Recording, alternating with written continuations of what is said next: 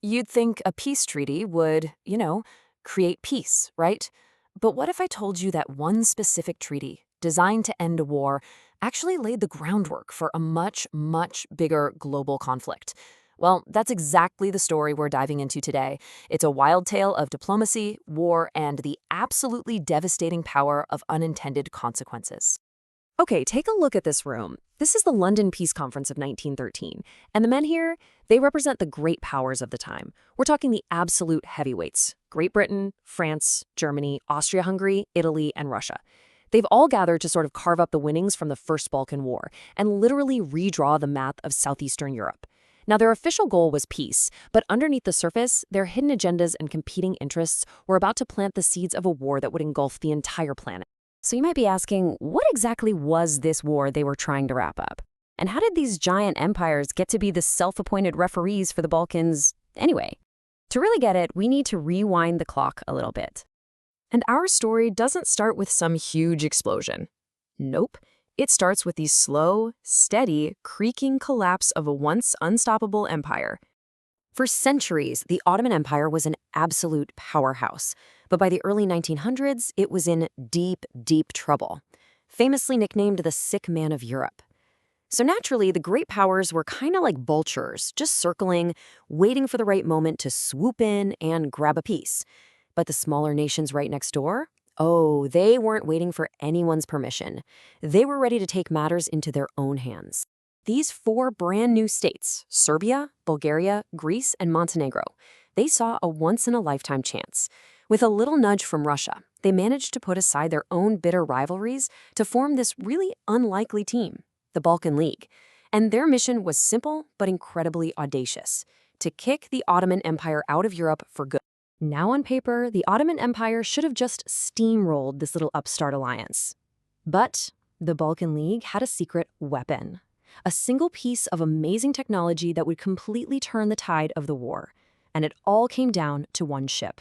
So check this out. This is the armored cruiser Georgios Averov. An Italian shipyard built this cutting-edge warship and first offered it to the Ottoman Empire. But the Ottomans were having money problems, and they hesitated. That tiny moment of hesitation, that was everything.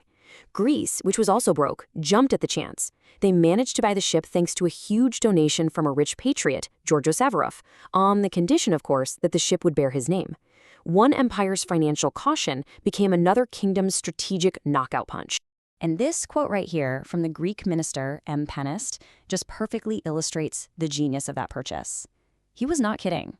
He knew that controlling the Aegean Sea was the whole ballgame. The Averov wasn't just a ship. It was a floating fortress that could physically stop hundreds of thousands of Ottoman troops in Asia from ever setting foot on the battlefield in Europe. And that is exactly what happened. With the Averov leading the way, the Greek Navy pulled off this brilliant three-step move. First, they blockaded the Dardanelles, basically trapping the entire Ottoman fleet. Second, they cut the sea lanes, which starved the Ottoman army of fresh troops and supplies. And third, they started snatching up the Aegean islands, one after another. This absolute dominance at sea completely crippled the Ottoman war effort. Okay, so with the military victory pretty much locked in, let's jump back to that fancy conference room in London. Because what was a clear win on the battlefield was about to become an absolute diplomatic nightmare. So the treaty gets signed, and the First Balkan War is officially over. The Ottomans are forced to give up huge chunks of territory. So now the diplomats in London have to draw the new borders. But these lines, drawn in a palace hundreds of miles away from the action, were about to have devastating consequences for the actual people living there. 40%. Let that number sink in for a second. 40%. That's the estimated slice of the ethnic Albanian population that found themselves outside the borders of the brand new country of Albania that was created for them. And here is the absolute key to this whole mess. These borders were not drawn with people in mind. Not at all. They were drawn to serve the strategic and economic interests of the great powers. For hundreds of thousands of Albanians, Serbs, Greeks, and others, a line on a map suddenly made them a minority in a country that wasn't theirs. It cut them off from their communities and planted these deep seeds of resentment that would poison the region for decades. And this brings us to the final, absolutely chilling legacy of the London Conference: The attempt to create a lasting peace only managed to set the stage for a much, much bigger war. The peace lasted less than a month. Can you believe that? The former allies in the Balkan League were so unhappy with how the winnings were split up that they immediately started fighting each other in the Second Balkan War. The whole region was just left as a powder keg of ethnic hatred, simmering anger, and bitter rivalries. And that powder keg just sat there for one more year, until a single gunshot in Sarajevo lit the fuse and ignited the entire continent. So it leaves us with this really haunting question, doesn't it? When diplomats draw lines on a map, are they actually creating peace, or are they just planting the seeds for the next war? The Treaty of London was supposed to be the end of the story, but instead it turned out to be the prologue to one of the deadliest conflicts in all of human history. It's a powerful, powerful lesson that real peace is about way more than just lines on a map. It's about people.